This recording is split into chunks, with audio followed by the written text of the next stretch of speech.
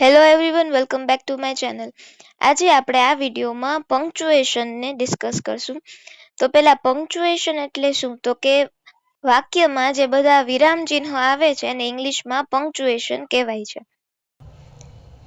ઇંગ્લિશના ma'am જો dictation એટલે કે શુદ્ધ લેખન કરાવતા હોય તો એ ઘણીવાર વિરામ ચિહ્નો બોલે કે કોલન, સેમિકોલન, એપોસ્ટ્રોફી એસ. તો લખતી વખતે આપણે 2 સેકન્ડનો પોઝ લેવો પડે કે અહીંયા કયું વિરામ ચિહ્ન મૂકવાનું છે.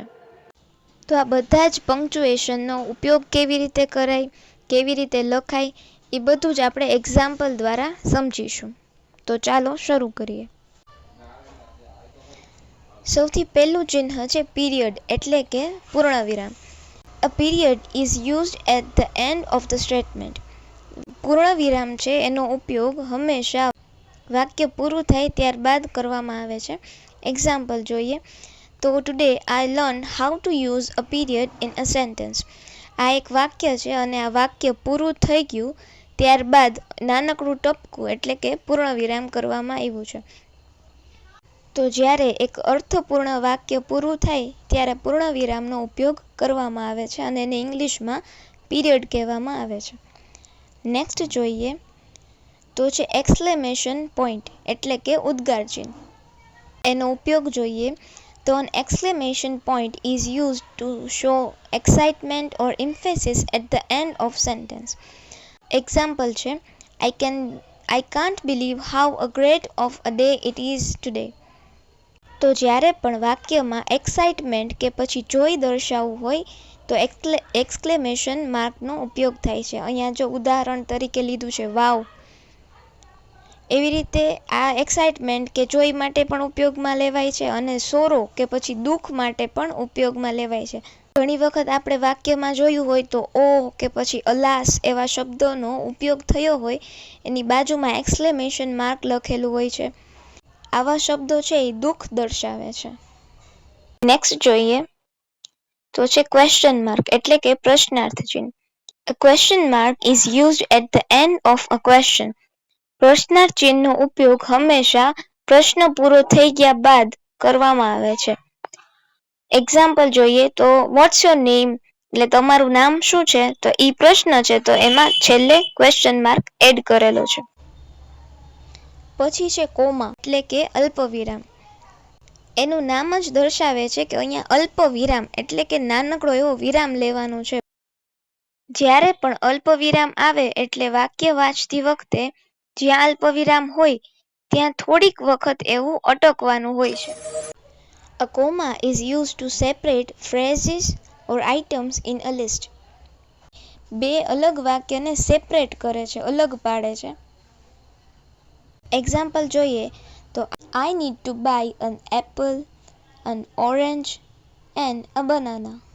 આ વાક્યમાં 2 વખત અલ્પવિરામનો ઉપયોગ થયો અને આ 2 વખત આપણે 1-2 સેકન્ડનો બ્રેક લેવાનો છે જેથી આ વાક્ય છે એનો અર્થ છે એ જળવાઈ રહે. નેક્સ્ટ છે સેમિકોલન. સેમિકોલન એટલે થશે અર્ધવિરામ. A semicolon is used to join two independent clauses that are closely related. Semicolon એટલે કે અર્ધવિરામમાં 2 સંપૂર્ણ વાક્યોને ભેગા કરવામાં આવે છે. એક્ઝામ્પલ જોઈએ તો The pancakes were delicious, they were fluffy and sweet.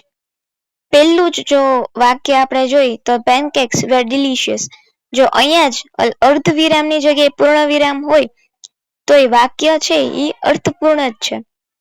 તો જ્યારે એક અર્થપૂર્ણ વાક્ય હોય એના વિશે જ આગળ વાત કરવામાં આવે તો પૂર્ણવિરામની જગ્યાએ અર્ધવિરામનો ઉપયોગ થાય છે. નેક્સ્ટ છે ellipsis.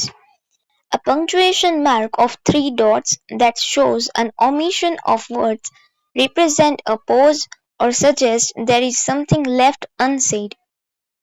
એલિપ્સિસ એટલે કે ઓલા જે વાક્ય પૂરું થાય અને પછી 3 ટપકા આવી જાય એનો મતલબ થાય કે ત્યાં અટકવાનું છે. અથવા ઘણી બધી નવલકથા ઇંગ્લિશ કે ગુજરાતી નવલકથામાં આપણે જોયું હોય કે વાક્ય પૂરું થાય ને તો આમ 3 ટપકા હોય. આ 3 ટપકાના 2 અર્થ થાય. એક તો છે પોઝ એટલે કે રીડ કરતી વખતે આપણે નાનકડો એવો બ્રેક લેવાનો હોય અને બીજું, આનો વધારે પડતો ઉપયોગ નવલકથામાં થયેલો હોય. ઘણી બધી નવલકથામાં આ 3 ડોટ્સનો ઉપયોગ થાય છે.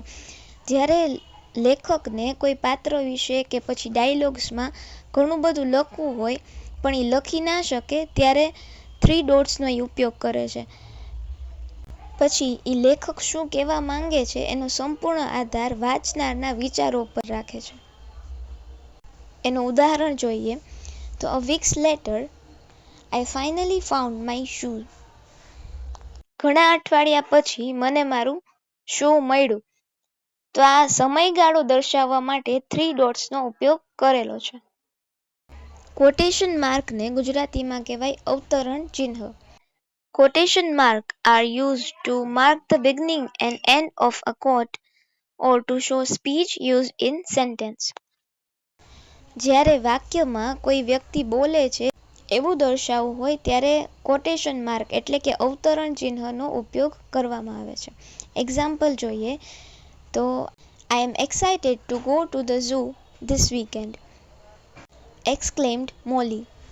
તો આમાં મોલી નામની વ્યક્તિ છે એક વાક્ય બોલે છે એને દર્શાવવા માટે કોટેશન માર્કનો ઉપયોગ કરેલો છે. નેક્સ્ટ જોઈએ તો છે apostrophe. An apostrophe is used to show possession. Example જોઈએ તો they are my friends. Generally S નો ઉપયોગ આપણે બહુવચન કરવા માટે કરીએ છીએ. અહીંયા એસ છે ઈ એપોસ્ટ્રોફી એસ નથી. એપોસ્ટ્રોફીમાં જો એક નાનકડું ઉપર અલ્પવિરામ જેવું કરેલું હોય એને કહેવાય એપોસ્ટ્રોફી. એ જનરલી એસ ની આગળ હોય એને કહેવાય એપોસ્ટ્રોફી એસ. તો અહીંયા આપણું વાક્ય છે they are my friends. આ મારા મિત્રો છે. તો અહીંયા એપોસ્ટ્રોફી એસ નથી એટલે અહીંયા વાક્યનો બહુવચન તરીકે ઉપયોગ કરેલો છે. નેક્સ્ટ સેન્ટેન્સ છે એમાં છે it is my friend's pen. બે સેન્ટેન્સમાં ઉચ્ચાર છે એ સરખો છે પણ એકમાં એપોસ્ટ્રોફી એસ છે અને એકમાં એપોસ્ટ્રોફી એસ નથી. પહેલા સેન્ટેન્સમાં એસનો ઉપયોગ છે એ બહુવચન તરીકે થશે અને બીજા સેન્ટેન્સમાં એપોસ્ટ્રોફી એસનો જે અર્થ છે એમાં નોની નુના તરીકેનો અર્થ નીકળશે. પહેલા વાક્યનું આપણે ગુજરાતી કરીએ તો થાય કે they are my friends. તેઓ મારા મિત્રો છે. બહુવચન તરીકે ઉપયોગ થશે એસનો. અને નેક્સ્ટ છે જે એક્ઝામ્પલ ઈ જોઈ તો it is my friend's pen. આ મારા ફ્રેન્ડની પેન છે. તો જ્યારે એપોસ્ટ્રોફી એસ આવે તો એનો ગુજરાતી આપણે અનુવાદ કરતા હોય તો એમાં અર્થ નીકળે તો નોની નુના લાગે. લાસ્ટ પંક્ચ્યુએશન માર્ક છે colon. A colon is used to introduce a group of words in a series or introduce a quote. જ્યારે એક સરખા શબ્દોની સિરીઝ હોય કે પછી કોટને ઇન્ટ્રોડ્યુસ કરવું હોય ત્યારે કોલનનો ઉપયોગ થાય છે. ફોર એક્ઝામ્પલ, અહીંયા આગળનું વાક્ય છે એ એક્ઝામ્પલ તરીકે લીધું છે કે પછી કોઈ વાક્ય છે એ દર્શાવવા માટે પણ કોલનનો ઉપયોગ થયો છે. હવે વાક્ય જોઈ તો Frank was going to buy 3 things. Frank નામનો વ્યક્તિ છે એ 3 વસ્તુ ખરીદે છે. તો હવે કઈ 3 વસ્તુ એ દર્શાવવા માટે કોલનનો ઉપયોગ કર્યો છે તો કે a lamp, a couch and a book. Generally કોલનનો ઉપયોગ લિસ્ટ કે પછી એક સરખા શબ્દોની સિરીઝને દર્શાવવા માટે થાય છે. કોમ્પિટિટિવ એક્ઝામ્સના જો પેપર જોઈએ તો કોલનનો એમાં બહુ ઉપયોગ થયેલો હોય છે. એમાં એક સરખા શબ્દો કે પછી આંકડાને દર્શાવવા માટે કોલનનો ઉપયોગ કરે છે અને એક ખાનું છે એ ખાલી રાખી દે છે.